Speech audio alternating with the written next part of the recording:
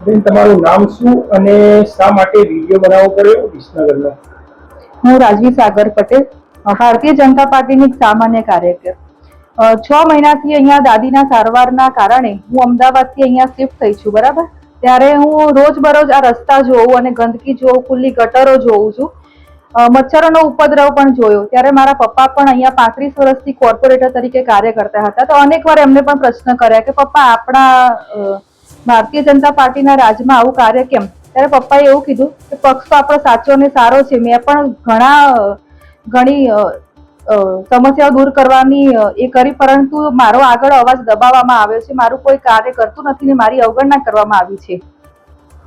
Party તમને ticket માંગી તો પાર્ટીએ ટિકિટ ન આપી, એ વિશે શું કહેશો?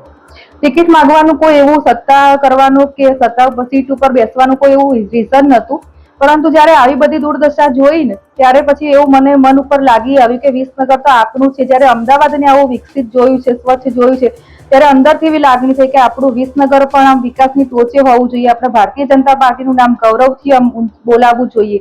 ત્યારે મને પણ એવું થયું કે સરકારશ્રીને આપણે ટિકિટની માંગણી કરીએ. પાર્ટીએ તમને ટિકિટ આપી હોત તો કેવા કાર્ય કરો? ચૂંટણી આવ્યો હોત?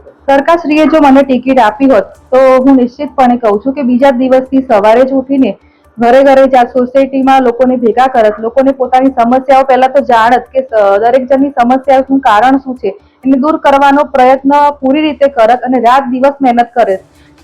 કારણ કે આપણે ટિકિટ મળે, લોકો આપણને વોટ આપે તો 5 વર્ષ આપણે ઘરે બેસવા માટે આપતા નથી. આપણે સેવક બનીને, દીકરી બનીને મારે વિસનગરનું કાર્ય કરવું હતું.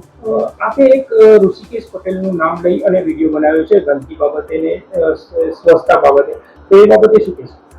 ઋષિકેશભાઈનું નામ લેવાનું કારણ એ હતું કે 2007 એટલે કે 19 વર્ષથી સતત વિસનગરથી આપણા ધારાસભ્ય તરીકે ચૂંટાઈને આવે છે અને લાસ્ટ ટર્મમાં એ આરોગ્ય મંત્રી તરીકે પણ કાર્ય કરતા હતા. અને જે વિસનગરથી આવતા હોય અને જે વિસનગરની જ આવી દુર્દશા હોય તો એમના આવા કાર્યના કારણે અને લાપરવાહીના કારણે ભારતીય જનતા પાર્ટીનું લાંછન લાગે છે અને એમનું નામ ખરાબ થાય છે. એના કારણે થઈને મેં એમનું નામ લીધું છે. અમે તમને આપીશું પળે-પળના સમાચાર. જો તમે અમારા નિર્ભય માર્ગ ન્યૂઝ ચેનલને સબસ્ક્રાઇબ કર્યું નથી તો અત્યારે જ નીચે આપેલા આઇકોન બટન પર ક્લિક કરીને સબસ્ક્રાઇબ કરો અને શેર કરવાનું ભૂલશો નહીં.